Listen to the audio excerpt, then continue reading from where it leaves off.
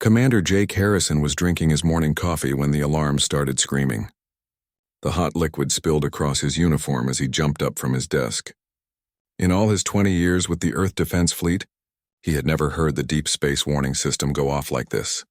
"Commander Harrison, to the bridge immediately," came the voice over the ship's communication system. Jake ran through the metal hallways of the space station, his boots making loud sounds on the floor. Other crew members were running too, all looking worried and confused. When Jake reached the bridge, he found chaos. Officers were shouting at their screens. Captain Ryan Foster was standing in the middle of it all, his face pale. "Jake, thank God you're here," Ryan said. "We've got 3 massive ships coming toward Earth. They're not human ships." Jake looked at the main screen. 3 huge vessels were moving slowly through space toward their solar system. The ships looked broken and damaged. Parts of them were glowing red from heat damage. Black scorch marks covered their hulls. These ships had been through a terrible battle. "How big are they?" Jake asked. "Each one is about 10 miles long," said Lieutenant Amy Scott from her station. "They're sending out a signal, but it's not in any language our computers recognize." Dr. Lisa Wang hurried onto the bridge. She was Earth's top expert on alien life, even though they had never actually met any aliens before. Her gray hair was messy like she had been sleeping when the alarms went off. "Have they tried to communicate with us?" she asked. "They're broadcasting something," Ryan said, "but our translation computers can't figure it out." Lisa sat down at a computer and started typing fast. "Let me try to break down the signal patterns," she said. Her fingers moved quickly over the keyboard. After a few minutes, she looked up. "I think I can make out some basic meaning. They're using mathematical concepts that are similar to ours." The bridge became quiet as everyone waited. The 3 alien ships kept moving closer to Earth. Each hour that passed made everyone more nervous. No one knew if the aliens were friendly or if they wanted to attack. After 6 hours of hard work, Lisa finally got a partial translation working. The voice that came through the speakers was strange and deep. It sounded like someone talking underwater. "We seek sanctuary," the voice said. "The Galactic Council has declared us enemies of all civilized worlds. We have nowhere else to go." Everyone on the bridge looked at each other in shock. The first aliens humanity had ever met were running away from something. They needed help. Admiral Ben Carter arrived on the bridge an hour later. He was a tall man with white hair and a serious face. He had been in charge of Earth's defenses for 15 years. "What's the situation?" he asked. Jake explained everything they knew. The 3 alien ships were still coming closer. They would reach Earth's outer planets in 2 days. The aliens kept sending the same message over and over, asking for help. "Have they shown any weapons?" Admiral Carter asked. "No, sir," Ryan replied. "Our sensors show they have some kind of defense systems, but nothing is powered up." "They're not acting like they want to fight," Dr. Lisa Wang spoke up. "Admiral, I've been analyzing their language patterns. These beings are desperate. They're using words that suggest they've been traveling for a very long time. They're hurt and scared." The Admiral walked to the big window that showed the stars. He was quiet for a long moment. "Get me a direct line to President Brooks on Earth," he finally said. President Helen Brooks was a strong woman who had led Earth for 8 years. She had always believed that humans should help others when they could, but this situation was unlike anything anyone had ever faced before. "Mr. President," Admiral Carter said when the communication link was established, "we have 3 alien vessels requesting asylum. They claim they're running from something called the Galactic Council." "Aliens," President Brooks said slowly. "Real aliens. And they need our help." "Yes, ma'am. They'll reach our solar system in about 48 hours. "What do we know about this Galactic Council they mentioned?" Dr. Lisa Wang answered. "Nothing, Mr. President. This is the first time we've heard of any galactic government. But based on what the aliens are saying, it sounds like a large organization that controls many worlds." President Brooks was quiet for a moment. "Admiral, I want you to send a small ship to meet with them. Choose your best people. We need to understand what we're dealing with." Jake volunteered to lead the mission. Captain Ryan Foster would pilot the shuttle, and Dr. Lisa Wang would handle the communication. They took Earth's fastest diplomatic ship and headed toward the alien vessels. As they got closer, Jake could see how damaged the alien ships really were. Large holes were burned through their hulls. Some sections looked like they had been torn apart by explosions. These ships had barely survived whatever battle they had escaped from. "My God," Ryan whispered as they flew alongside the largest alien ship. What could have done this much damage? Dr. Wang was working on improving the translation system. I'm getting better at understanding their language, she said. They call themselves the Kithani. They're asking permission to come aboard our ship. Jake made the decision. Tell them yes, but only one of them, and they have to come alone. 20 minutes later, the first alien in human history stepped onto their ship. The being was about 7 feet tall and looked somewhat like a human, but with longer arms and legs. Its skin was pale blue and it had large dark eyes that seemed to look right into their souls. It wore simple clothes that looked like they had been repaired many times. The alien spoke and their translation system turned its words into English. I am Kethan Veltar, speaker for my people. We thank you for not destroying our ships when we entered your space. Why would we destroy you? Jake asked. You asked for help. The alien looked confused. In our experience, most species attack first and ask questions later, especially when the Galactic Council has marked us as enemies. Dr. Wang leaned forward. What exactly did you do to make this council your enemy? Kethan Veltar's large eyes became sad. We refused to give them our children. The council has a law that says all young beings must serve in their military for 20 years. We said no. We believe children should grow up with their families, not as soldiers. So they attacked you? Ryan asked. They destroyed our homeworld, the alien said quietly. Killed billions of our people. The 3 ships you see are all that remain of the Kithani race. About 50,000 of us, including children and elderly. Jake felt sick. An entire planet destroyed because they wouldn't give up their children to become soldiers. How many species belong to this Galactic Council? He asked. Over 3,000 worlds. They control most of the galaxy.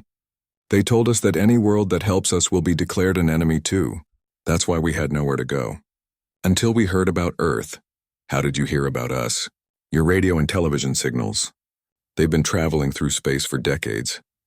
We learned your languages and studied your culture. You seemed different from other species. More caring. Dr. Wang asked. Are there other species like you? Others who refuse to follow the Council's rules? Many, Kethan Veltar said. They've all been destroyed or scattered across the galaxy. We thought we were the last ones. The shuttle became quiet as the humans thought about what they had learned. Somewhere out in space was a government that controlled thousands of worlds. They killed anyone who didn't obey their rules, and now the survivors were asking Earth for help. We need to take this information back to Earth, Jake said. Our leaders will need to decide what to do. We understand, the alien said. But please know that we have nowhere else to go. If you turn us away, we will die among the stars. As they flew back toward Earth, Jake looked out at the 3 damaged alien ships following behind them. Inside those ships were 50,000 beings who had lost everything because they wanted to protect their children. Now humanity had to decide. Would they help these refugees even if it meant making enemies of the most powerful force in the galaxy? The choice would change everything. 6 months had passed since Earth made its decision. President Helen Brooks remembered the day clearly. The Global Assembly had argued for hours. Some countries wanted to turn the aliens away, afraid of what might happen if they helped them. Others said it was humanity's duty to protect refugees no matter where they came from. The vote was close, but in the end, humanity chose to help. The Kithani were given permission to build a new home in the asteroid belt between Mars and Jupiter. They called it New Haven Colony. Chief Engineer Paul Rodriguez floated outside the construction site, watching the building progress. The Kithani worked alongside human engineers, their long blue fingers more skilled at the delicate work than human hands. They built homes inside hollowed-out asteroids, connected by tunnels and covered walkways. They're amazing workers, Paul said into his radio to Dr. Amy Scott, who was studying the aliens from a nearby observation station. They can work in zero gravity better than humans who have trained for years. Amy was fascinated by everything about the Kithani. Their bodies were perfectly designed for space travel. They needed less oxygen than humans and could survive in colder temperatures. Paul, you should see what I discovered about their minds, she said. They can actually share thoughts with each other. Share thoughts? It's like a kind of telepathy, but only with other Kithani. When they work together, they know exactly what the others are thinking. That's why they're so good at building things. They don't need to talk to coordinate their work. This mental connection made the Kithani incredibly efficient. What would take human construction crews months to build, they could finish in weeks. But more importantly, they were sharing their knowledge with humans. The aliens had technology that was hundreds of years ahead of Earth's science. They showed human scientists how to make material stronger than anything humans had ever created. Their engines could travel faster than any human ship. Their medical knowledge helped cure diseases that human doctors had never been able to treat. Marine Colonel Steve Mitchell was training with a group of Cathani warriors in a gymnasium on New Haven Colony. The aliens moved like dancers, their long limbs flowing smoothly from one fighting position to another. But it wasn't just their physical abilities that impressed Steve. They fight as one mind, he explained to his human soldiers later. When I sparred with 3 of them at once, they moved like they were parts of the same body. One would attack high while another attacked low, and the third would be ready to counter whatever move I made. They knew what each other was thinking. The cooperation between humans and Cathani was creating something neither species had expected. Human creativity combined with alien knowledge was producing new inventions almost every day. Ships that were faster and stronger than anything either species had built alone. Weapons that could adapt to different situations. Medical treatments that worked for both human and alien biology. But the peaceful time was about to end. Intelligence Officer Kate Thompson was working late in her office on Earth when she intercepted a long-range communication signal. The message was not meant for human ears, and it took her hours to decode it. When she finally understood what it said, her blood turned cold. She immediately called Admiral Ben Carter. "Sir, I need to see you right away." "It's urgent." "What is it, Kate?" "The Galactic Council knows about us. They've found Earth." Admiral Carter arrived at Kate's office within an hour. She showed him the decoded message on her computer screen. This was sent from a council ship about 30 light-years away. "They're ordering a military fleet to assemble at the edge of our solar system." The Admiral read the message carefully. It was written in the same language the Cathani used. But the tone was completely different. Cold and threatening. "To the primitive species of the 3rd planet," the message said, "you are harboring enemies of galactic civilization. The beings you call Cathani are criminals who refuse to serve the greater good. You have 30 standard days to surrender them to Council authority. If you refuse, your world will be treated as an enemy of peace and order." Kate had more bad news. "Sir, our long-range sensors are picking up ship movements in nearby star systems. It looks like they're gathering a large fleet." Admiral Carter sat down heavily in his chair. He had known this day might come, but he had hoped they would have more time to prepare. "How many ships are we talking about?" "At least 50, maybe more. All of them are larger than anything in our fleet." The next day, Admiral Carter called an emergency meeting with all the human and Cathani leaders. The meeting was held on New Haven Colony, in a large room that had been built to accommodate both species. Cathan Veltar, who now served as the leader of his people, listened carefully as Admiral Carter explained the situation. The aliens' large dark eyes showed no surprise, only sadness. "We knew they would find us eventually," Cathan Veltar said. "The Council does not allow anyone to escape their control. We are sorry that our presence has brought danger to your people." President Brooks spoke from Earth through a video connection. "You have nothing to apologize for. You asked for help and we gave it. We knew there might be consequences. But did you know the full cost?" asked another Cathani leader. "The Council will not just demand our surrender.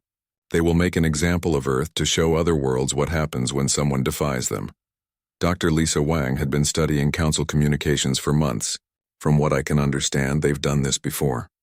Any world that refuses to follow their rules is attacked and occupied. The local population is either enslaved or relocated to work camps on other planets." The room became quiet as everyone thought about what this meant. Earth faced an impossible choice. Give up the Cathani refugees to certain death or fight against an empire that controlled thousands of worlds. But then something unexpected happened. Kate Thompson received another intercepted message, this one from a different source. "Admiral," she said, rushing into the meeting room, "you need to hear this. It's from another refugee ship." The message was weak and full of static, but they could make out the basic meaning. Another alien species was asking for help. They called themselves the Veltar, and they were also running from the Galactic Council. "We heard that the humans of Earth have given sanctuary to the Cathani," the message said. "We too are exiles from Council space. We request permission to join our brothers in freedom." Dr. Lisa Wang worked quickly to establish communication with the new aliens. The Veltar were very different from the Cathani. They looked like living crystals that could change shape and color. They had been exiled from their homeworld because they refused to mine their sacred mountains to supply materials for council warships. "How many of your people are there?" President Brooks asked during the communication. "Only a few thousand," replied the Veltar leader, "but we bring knowledge of council military tactics. We served as scouts for them before our exile. We know their weaknesses." Within hours of the Veltar's arrival, another refugee ship appeared. This one carried the Nomari, shapeshifters who had been cast out for refusing to spy on other species for the council. They could change their appearance to look like almost any humanoid race. Dr. Amy Scott was amazed by the diversity of the new arrivals. "Each species has unique abilities," she told Admiral Carter. "The Veltar can manipulate crystalline structures in ways that could revolutionize our defensive systems. The Nomari understand council psychology better than anyone." As the refugees shared their stories, a disturbing pattern emerged. Each species had been exiled not for being violent or aggressive, but for refusing to compromise their core values to serve the council's expansion. The Cathani wouldn't sacrifice their children. The Veltar wouldn't destroy their holy places. The Nomari wouldn't betray their principles of honesty by becoming spies. All of them had been cast out for choosing conscience over obedience. Commander Jake Harrison realized something important as he listened to the refugee stories. "The council doesn't just rule through force," he said. "They rule through fear. They make sure no one dares to stand up to them by destroying anyone who tries." "But that means they're probably not as strong as they want everyone to believe," suggested Captain Ryan Foster. "If they were truly secure in their power, they wouldn't need to destroy every species that disagrees with them." Kethan Veltar nodded slowly. "There is wisdom in what you say. The council maintains order by making sure no one can imagine an alternative. But here on Earth you have shown that there is another way." The meeting continued late into the night. Plans were made to integrate the new refugees into the growing colony. The Veltar would help strengthen Earth's defensive systems with their crystal technology. The Nomari would use their shape-shifting abilities to gather intelligence on council forces. The Cathani would coordinate everything with their telepathic networks. But most importantly, the refugees brought hope. They proved that Earth was not alone in believing that freedom and conscience were worth fighting for. Across the galaxy, other species had made the same choice to resist rather than submit. As the 30-day deadline approached, Earth was no longer just protecting one group of refugees. It had become the gathering point for every species that had been cast out for refusing to bow to tyranny. President Helen Brooks stood before the United Nations General Assembly. Representatives from every country on Earth filled the Great Hall. The room was completely silent as she began to speak. "Today we face a choice that will define what it means to be human," she said. "We can surrender the refugees who came to us for help, or we can stand up for what we believe is right. I believe we must choose courage over fear." The debate that followed was intense. The ambassador from China stood up first. "Mr. President, we have families to protect. Our own children. How can we risk their lives for aliens we barely know?" The representative from Brazil disagreed. "These beings came to us because they were protecting their own children. How can we abandon them now? What kind of example does that set?" The argument continued for hours. Some countries wanted to negotiate with the council. Others wanted to fight. A few suggested trying to hide the refugees on distant planets where the council might not find them. But President Brooks had already made up her mind. "We will not hand over innocent people to be killed," she declared. "We stand not just for humanity, but for the principle that no being should be destroyed for choosing conscience over convenience." Meanwhile, on New Haven Colony, the refugees were preparing for war. Kethan Veltar, who had started calling himself Daniel Kane to honor his human friends, was meeting with other refugee leaders. "The council will not just demand our surrender," Daniel explained to a gathering of humans and aliens. "They will try to make an example of Earth. They want to show the galaxy what happens when someone defies their authority." The Veltar leader, a crystalline being named Silara, changed color from blue to deep red as she spoke. "We have seen their tactics before. First, they will demand surrender. When that fails, they will blockade the planet. Then comes the invasion." But the refugees brought more than just warnings. They brought secrets that could help Earth fight back. Commander Jake Harrison was amazed by what he learned in the intelligence briefings. The Nomari shapeshifter called Koren had served as a scout for the Council for decades before his exile. He knew their military strategies, their ship designs, and most importantly, their weaknesses. The Council rules through fear, not strength, Koren explained, his form shifting to look more human as he spoke. They have many ships, but most are old and poorly maintained. They rely on their reputation more than their actual power. What about their soldiers? Asked Captain Ryan Foster. Most of their ground troops are conscripts from conquered worlds. They fight because they have to, not because they believe in the cause. Many of them hate the Council as much as we do. This gave Jake an idea. What if we could reach out to some of these other species? Maybe some of them would be willing to switch sides. Dr. Amy Scott had been working with the Veltar to understand their crystal technology. The results were incredible. Veltar crystals could store and amplify energy in ways human science had never imagined. When combined with human engineering, they created shield systems that were nearly impenetrable. Look at this. Amy showed Admiral Ben Carter a test video. A human ship equipped with Veltar crystal shields was being hit by weapons fire that should have destroyed it instantly. But the shields absorbed the energy and actually became stronger. How is that possible? The Admiral asked. The crystals don't just block the energy, Amy explained. They store it and redirect it. The more they're attacked, the more power they have to work with. Similar breakthroughs were happening everywhere. Nomari shapeshifting techniques inspired new designs for adaptive armor that could change its properties based on the type of attack. Cathani telepathic networks allowed human pilots to coordinate their movements with perfect precision. Engineer Paul Rodriguez was leading the crash program to upgrade Earth's defenses. Orbital platforms were being built around every major planet in the solar system. The asteroid belt was being turned into a maze of hidden bases and weapon caches. We're not just building human defenses anymore, Paul reported to Admiral Carter. We're building something completely new. Human adaptability combined with alien technology is creating weapons and shields that neither of our species could have built alone. The first test of these new systems came sooner than expected. A small Council scouting fleet appeared at the edge of the solar system, just beyond Pluto's orbit. 3 ships, each about the size of a human destroyer. Admiral Carter was commanding the defense from his flagship when the enemy appeared on the sensors. All ships, this is Admiral Carter. Remember, we're not just fighting for Earth anymore. We're fighting for everyone who believes in freedom. Captain Ryan Foster was piloting one of the new hybrid fighters. His ship was equipped with Veltar crystal shields and Cathani telepathic communication systems. 2 alien refugees flew alongside him, their minds linked with his through the telepathic network. It's amazing, Ryan reported over the radio. I can feel what they're thinking. We're moving like parts of the same mind. The battle was unlike anything the Council scouts had ever experienced.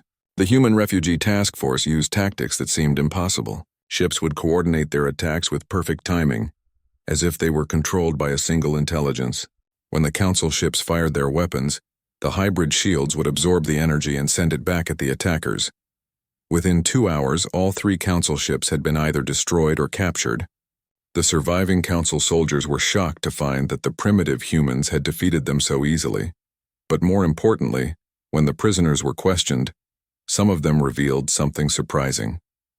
Word of Earth's defiance was already spreading across the galaxy. On dozens of worlds, oppressed species were beginning to whisper about the humans who had stood up to the Council. Intelligence Officer Kate Thompson was monitoring communications from across the galaxy. What she discovered gave everyone hope. Admiral, we're intercepting messages from at least 20 different star systems. It seems like our victory is inspiring others to resist. On the mining world of Kepler 442b, the Threnody workers had stopped reporting to their Council supervisors. On the agricultural planet of Ross 128, farmers were refusing to send their food shipments to Council worlds. Small acts of rebellion, but they were adding up. The Council's response was swift and brutal. They launched a massive propaganda campaign, calling Earth a corruption of the Galactic Order. They offered rewards to any species that would help destroy the human homeworld. Several client species, desperate to maintain their own positions, volunteered to join the punitive expedition against Earth. But others began secretly sending messages of support to the human resistance. Dr. Lisa Wang was working around the clock to decode and translate these messages. It's incredible, she told President Brooks during a secure video call. We're hearing from species we didn't even know existed. Some of them have been hiding in remote star systems for centuries, waiting for someone to stand up to the Council. But the most important discovery came from Commander Jake Harrison's covert mission to the Outer Rim territories. Flying in a ship equipped with the latest stealth technology, he made contact with hidden colonies that had been surviving, in secret for generations. The Helixori had been exiled 300 years ago for developing defensive weapons instead of relying on Council protection. The Quanxi were banished for sharing technology with primitive species without Council approval. The Riftar had been cast out for refusing genetic modifications designed to make them more compliant. There are dozens of exile communities out here, Jake reported back to Earth. Maybe hundreds. All of them have been waiting for someone to prove that the Council can be defeated. Each exile community brought unique knowledge and abilities. The Helixori had perfected energy weapons that could punch through any known armor. The Quanxi had developed cloaking technology that made ships nearly invisible. The Riftitar had learned to modify their own biology to survive in any environment. But more than their technology, they brought numbers. What had started as Earth protecting 50,000 Cathani refugees was becoming an alliance of millions of beings from across the galaxy. Daniel Kane was no longer just a refugee leader. He had become a symbol of resistance. For too long we have scattered and hidden, he told a gathering of exile representatives. We ran to the edges of the galaxy and tried to survive alone. But together, we are stronger than the Council ever imagined.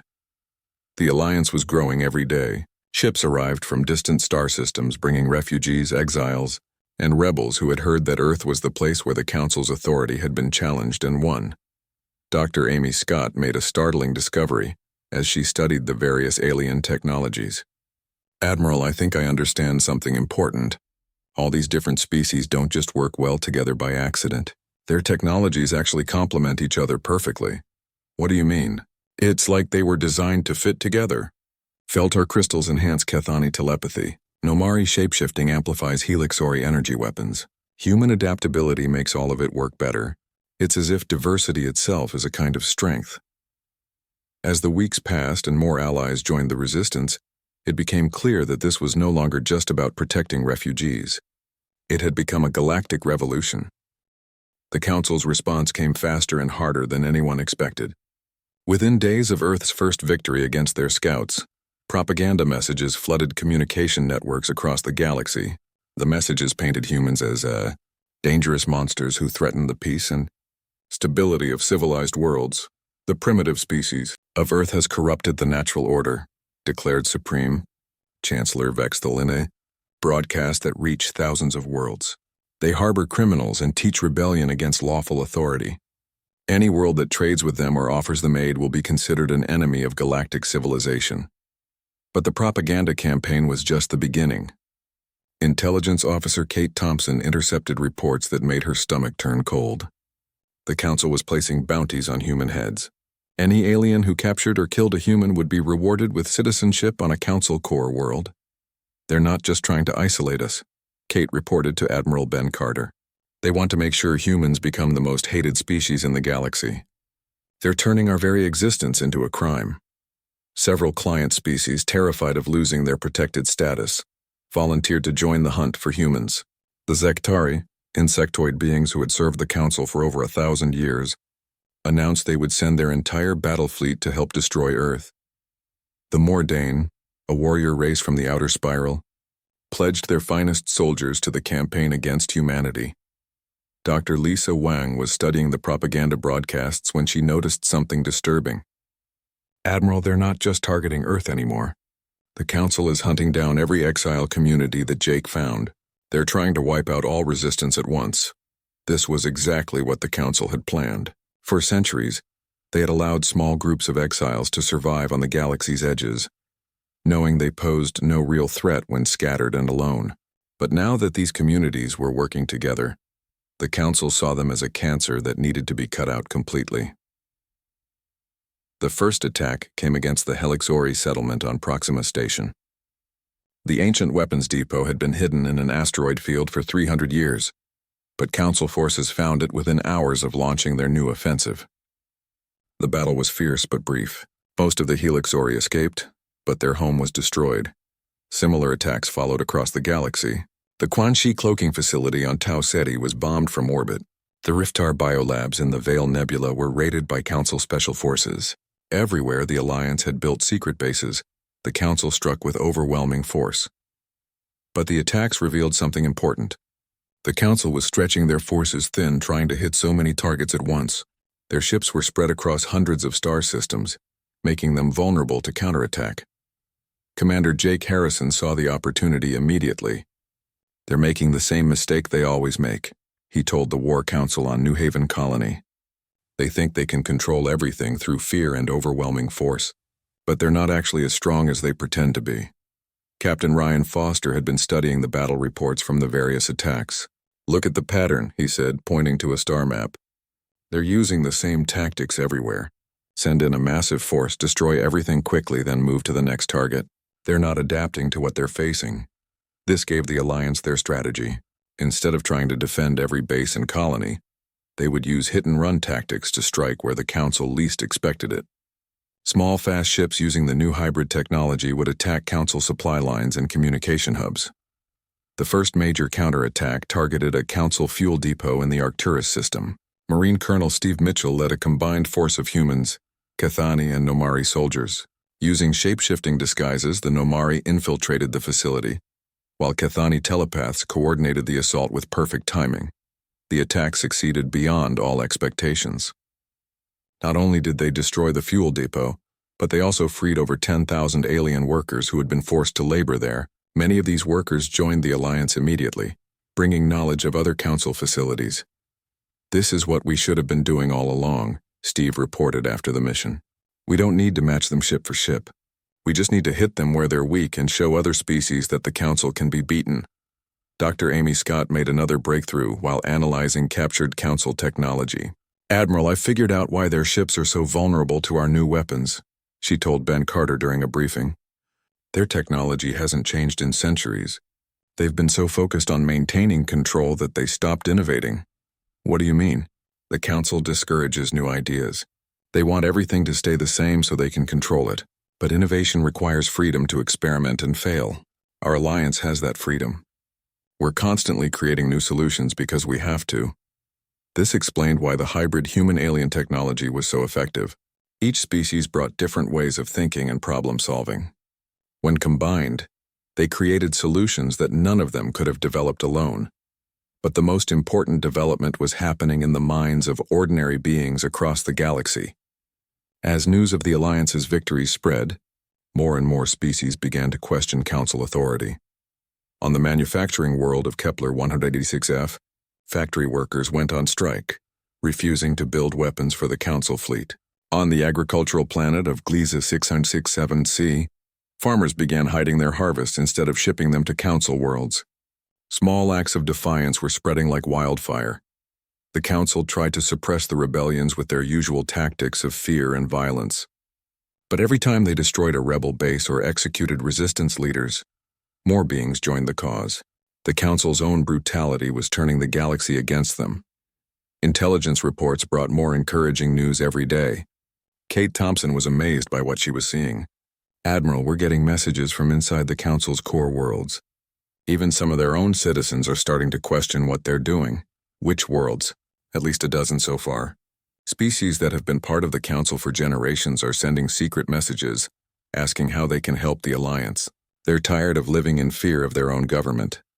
This created a new problem for Earth's leaders. They were no longer just protecting refugees or fighting for survival. They had become the symbol of hope for oppressed beings across the entire galaxy.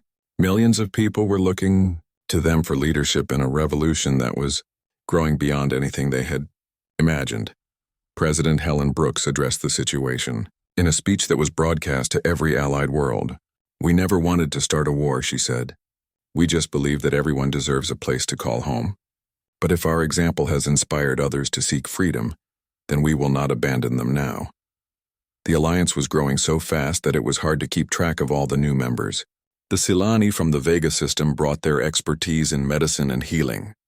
The Tok'ra from beyond the galactic rim shared their knowledge of time and space manipulation. The Urani from the southern spiral offered their mastery of mental disciplines and meditation. Each new species added to the Alliance's strength, but also to its complexity.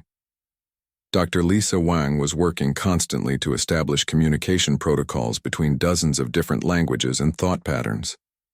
It's like trying to conduct an orchestra where every instrument is from a different musical tradition, she complained to Jake Harrison. But Daniel Kane, the Cathani leader, saw it differently. Diversity is not our weakness, he told the Council of Allied Leaders. It is our greatest strength. The Council wants everyone to think the same way, act the same way, believe the same things. But we prove that different minds working together can achieve what no single species could accomplish alone. As the weeks passed, the Alliance prepared for the Council's final response. Intelligence reports indicated that Supreme Chancellor Vexthul was gathering the largest military fleet in galactic history.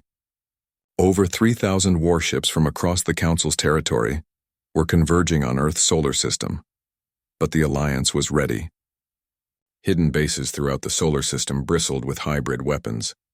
Cloaked ships waited in asteroid fields and behind moons.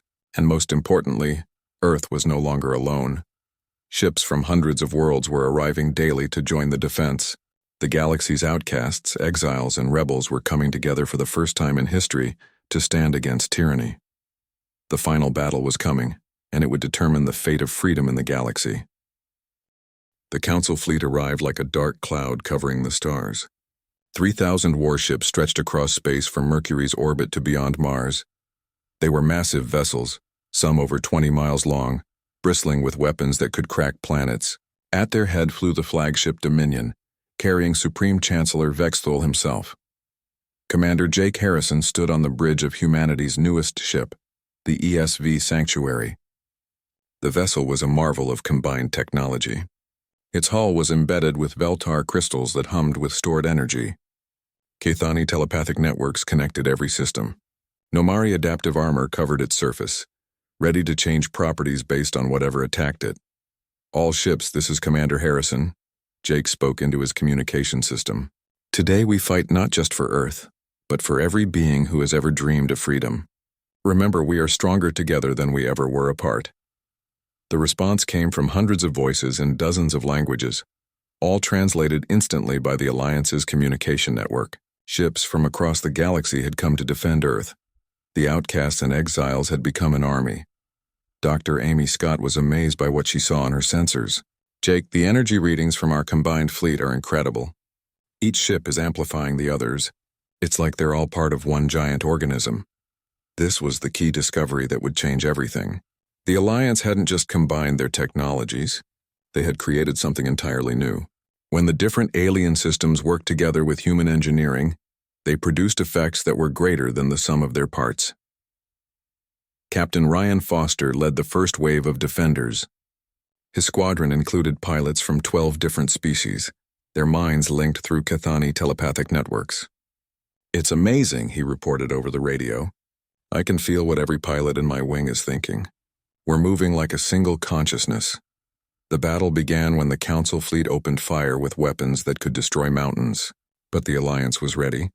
Veltar crystal shields absorbed the incoming energy and fed it back to their own weapons. Ships that should have been vaporized instead became stronger with each attack. Supreme Chancellor Vexthul watched from his command bridge as his supposedly overwhelming firepower had little effect on the defenders. "How is this possible?" he demanded of his officers. "These primitives should have been destroyed in minutes." "Sir," replied his tactical officer, a nervous Morden warrior, "their shield technology appears to be adaptive. Our weapons are actually making them stronger." What the Council didn't understand was that they were fighting something they had spent centuries trying to prevent.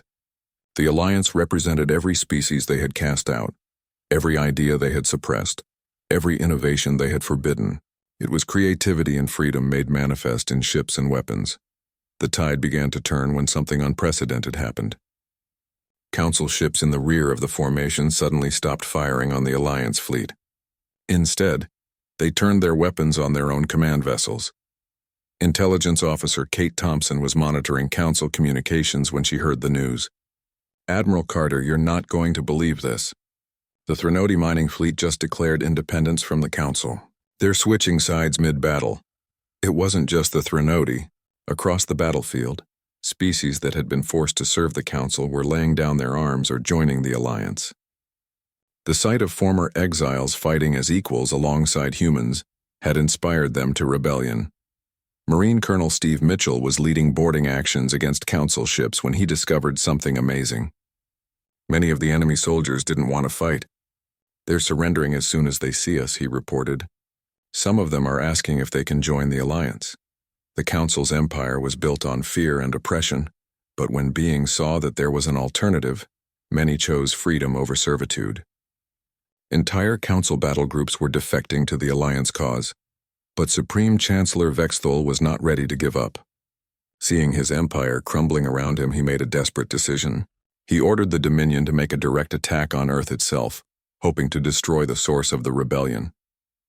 The massive flagship broke away from the main battle and headed straight for humanity's homeworld. Its weapons were powerful enough to burn the entire surface of the planet.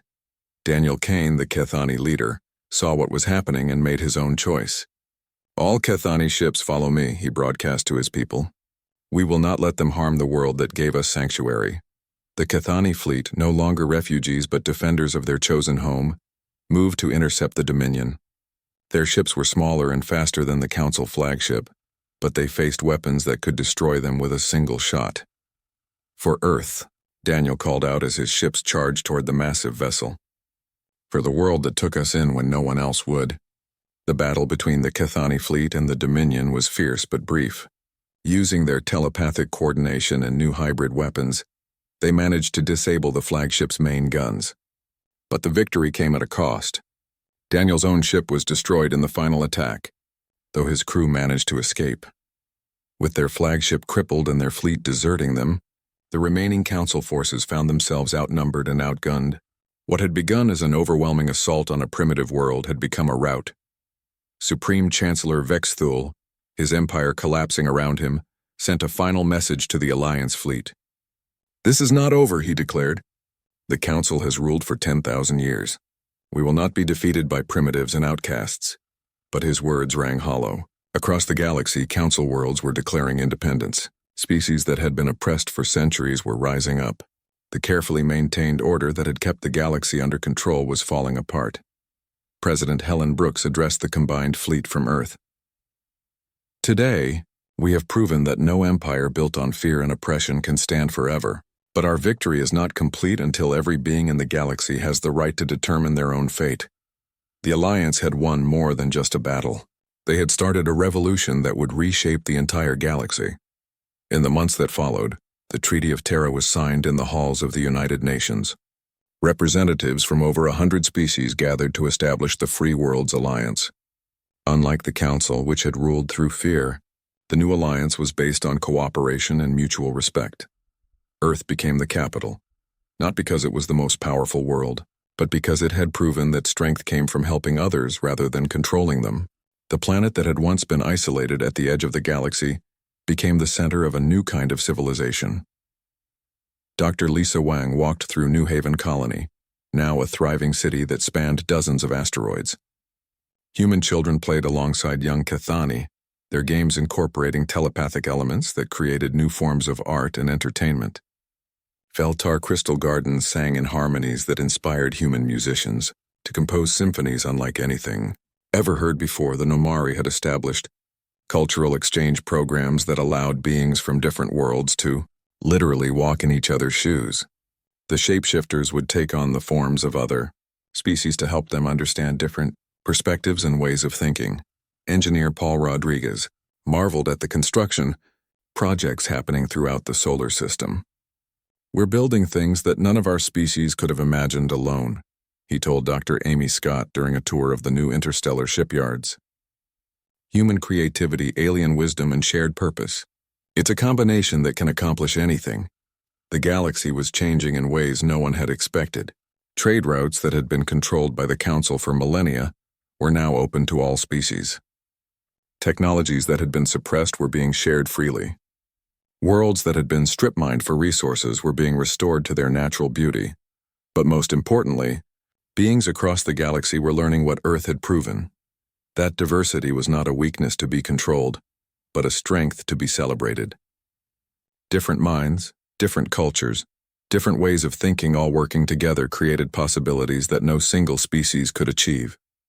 The universe was vast and full of wonders, but the greatest wonder of all was what happened when different peoples chose to stand together. The galaxy had cast them out, but Earth had taken them in. And in doing so, humanity had discovered that sometimes the greatest strength comes not from standing alone, but from choosing to belong to something larger than yourself. Freedom had won, and the galaxy would never be the same.